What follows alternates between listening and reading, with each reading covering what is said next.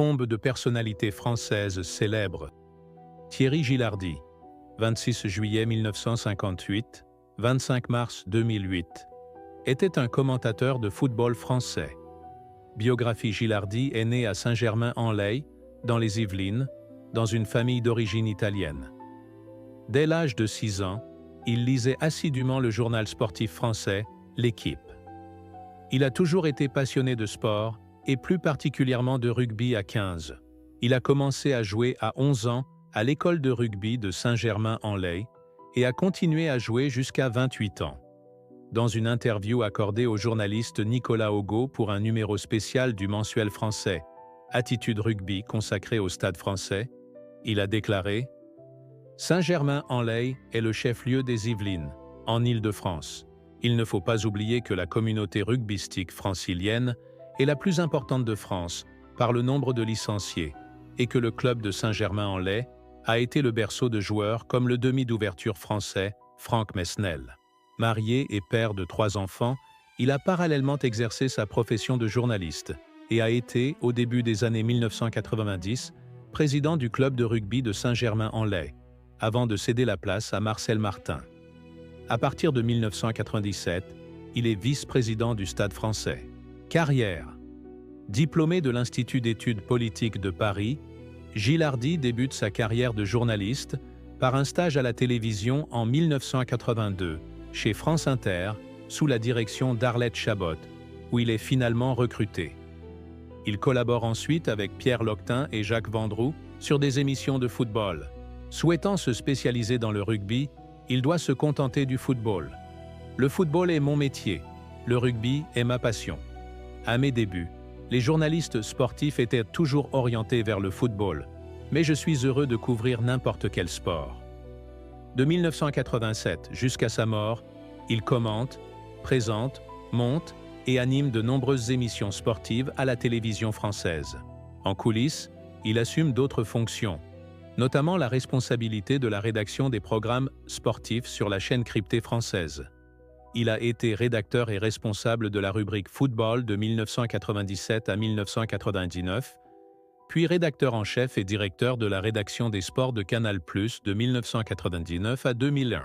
En 2005, il quitte Canal+ pour rejoindre TF1 et présenter l'émission dominicale Téléfoot, en remplacement de l'emblématique Thierry Roland.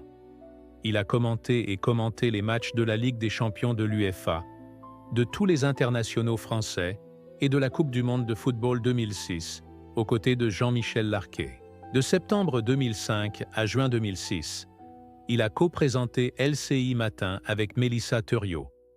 En 2007, il a commenté les matchs de la Coupe du monde de rugby sur TF1 aux côtés de Thierry Lacroix et dans l'émission Télé Rugby. On a également pu entendre sa voix dans la série de jeux vidéo de football FIFA produite par Electronic Arts. Son dernier match pour TF1 fut le match retour entre l'Olympique lyonnais et Manchester United en quart de finale de la Ligue des champions le 4 mars 2008. Et sa dernière émission fut Téléfoot le 23 mars. Décès. Le 24 mars 2008, après un dîner entre amis, il se plaint de douleurs dorsales et est victime d'une crise cardiaque à 3 heures du matin, heure locale, à son domicile de Montfort-l'Amaury. Sur place, les secours tentent de le réanimer et le transportent à l'hôpital de Port-Marly, où son état de santé se dégrade fortement au cours de la journée. Vers 16 heures, Thierry Gilardi décède, à l'âge de 49 ans, des suites d'une seconde crise cardiaque, à la veille d'un match amical de football entre la France et l'Angleterre. Jean-Michel Larquet, ami de Gilardi, fut tellement choqué par sa mort qu'il ne put commenter le match. Les obsèques de Gilardi eurent lieu le 31 mars 2008, en présence de nombreuses personnalités du monde du sport et de la télévision. Il fut inhumé au cimetière de Montfort-l'Amaury. Philippe de Dieuleveulle, né le 4 juillet 1951 à Versailles et libéré le 6 août 1985 dans le contexte de Tchingadinga au Zaïre, est un journaliste et journaliste d'animation français. De 1981 à 1984, coexistence d'Antenne 2, le célèbre G est télévisé, La chasse au trésor dans lequel, chaque semaine, il incarne le Hall Erdul, journaliste aventurier, prêt à explo at coin. Elle a été ouverte au Zaïre en 1985, probablement de nuit après la descente en rafting de la flotte zaïroise. Certaines télécommandes sont dans cette version. Philippe de Dieuleveulle est issu d'une ancienne famille bretonne. Il est le benjamin d'une fratrie de 7 frères, dont Yves, 1938, Jacques, 1939-1989, Guy, 1941-1973, Jean, 1942-2015, Hugues, 1946, et Éric, 1950-1991. Il est élevé durement par sa mère. Aux prises quotidiennes avec 7 vêtements, ma mère avait décidé que l'ordre et l'autorité seraient de maintenus. Elle se promenait donc, du matin au soir, avec une ceinture de cuir suspendue à sa taille. J'ai souvent éprouvé le contact de cette lanière de cuir qui parfois m'a fait savoir. En 1977, il se marie avec Diane de Torca de la Coulerie, 1951-2009, descendante du corsaire Robert Surcouf, avec laquelle il a 3 enfants. Erwan, 1978, Tugdual, 1981, et une fille Anaïde, née le 14 août 1985, quelques jours après sa disparition. Diane de Torca de la Coulerie, après s'être remariée, meurt accidentellement en 2009. Philippe de Dieuleveulle, journaliste et animateur de télévision français, a disparu le 6 août 1985 avec 6 autres personnes lors de l'expédition Africa Raft sur le fleuve Zaïre, aujourd'hui Congo.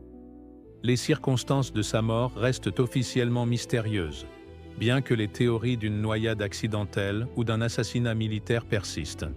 Jean-Luc Delarue, 24 juin 1964, 23 août 2012, était un présentateur et producteur de télévision français, spécialisé dans les émissions de débat télévisées. Première vie et éducation. Delarue est né à Paris le 24 juin 1964. Sa mère, professeure d'anglais, est d'origine hongroise. Son père, Jean-Claude Delarue, est d'origine russe et professeur d'études américaines et est à l'origine de la fondation de diverses organisations telles que l'Association de défense des usagers de l'administration, le Conseil national d'action contre le bruit, SOS Environnement, l'Alliance écologique, la Ligue contre la violence routière, la Fédération des usagers des transports et des services publics, SOS Petit Porteur 2002 et SOS Tutelle 2006. Ancien élève de l'école La Fontaine à Antony, Delarue a obtenu un baccalauréat B, puis a étudié un diplôme universitaire de technologie, DUT, en médias, choisissant une option publicité. En 1986, il rejoint l'agence DDB comme rédacteur publicitaire et fait ses premiers pas dans le monde de la télévision la même année dans une émission animée par Childéric. Muller, animateur, producteur de télévision et de radio français, sur la chaîne française aujourd'hui disparue TV6, ancêtre de la chaîne contemporaine M6. Vie privée. Le 21 octobre 2006, Elisabeth Bost, alors compagne de Delarue, journaliste et animatrice de télévision française, donne naissance à leur fils, Jean Delarue Bost. Le couple se sépare en janvier 2009. En novembre 2009, Delarue fait la couverture du magazine féminin Gala avec sa nouvelle compagne, Inès Sastre, avant d'annoncer leur rupture en mars 2010. En février 2011, il est interviewé pour un magazine en compagnie de sa nouvelle compagne, Anissa Kell. Il se marie le 12 mai 2012 à Belle-Île-en-Mer, en Bretagne. Maladie et décès. Delarue est décédé à l'âge de 48 ans le 23 août 2012 d'un cancer de l'estomac et du péritoine, après avoir été hospitalisé en raison de la détérioration de son état de santé.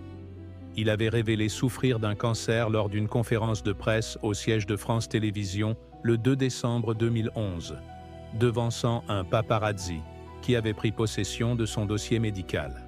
D'apparence frêle, Delarue a fait une dernière apparition publique lors d'une Fashion Week en janvier 2012, aux côtés de sa compagne. Le 22 juillet 2012, un mois avant sa mort, Delarue a été victime d'un canular. Une fausse rumeur de décès a circulé sur le réseau social Twitter. Le 28 août 2012, France 2 a diffusé une émission spéciale en direct rendant hommage à Delarue. Intitulée « Toute son histoire », l'émission, présentée par Sophie Davant, revenait sur la carrière de présentateur-producteur de Delarue, à partir de nombreux documents d'archives. De nombreuses personnalités de la télévision étaient présentes, ainsi que d'anciens invités de Delarue. Diffusée en fin de soirée à partir de 22h20, l'émission a attiré 2 249 000 téléspectateurs, soit 18,9% de part d'audience, et a été l'émission la plus regardée à partir de 23h15. Après la mort de Delarue, son père a déclaré à la presse qu'il n'avait pas été invité à ses funérailles et que son fils s'était converti à l'islam peu avant sa mort et avait été enterré dans la section musulmane d'un cimetière de banlieue. La veuve de Delarue, Annie Sakel, a démenti en partie ces informations, affirmant qu'il ne s'était pas converti à l'islam et qu'il avait été enterré au cimetière du Père-Lachaise. Le 24 septembre 2012, l'AFP annonçait que Delarue avait été inhumé au cimetière de Thiais, près de Paris, et que sa tombe était située dans une partie du cimetière où se trouvent les cryptes de familles musulmanes. Ariane André, d'Ariane Carletti ou simplement Ariane, est un animateur, chanteur, acteur et producteur de la télévision française, né le 4 novembre 1957 à Paris, où il est décédé le 3 septembre 2019. Prochainement intégré au Club Dorothée sur TF1, il a également été comédienne au théâtre et au cinéma. Biographie, enfance et formation. Ariane Aline, Armide. André est né le 4 novembre 1957 dans le 16e arrondissement de Paris.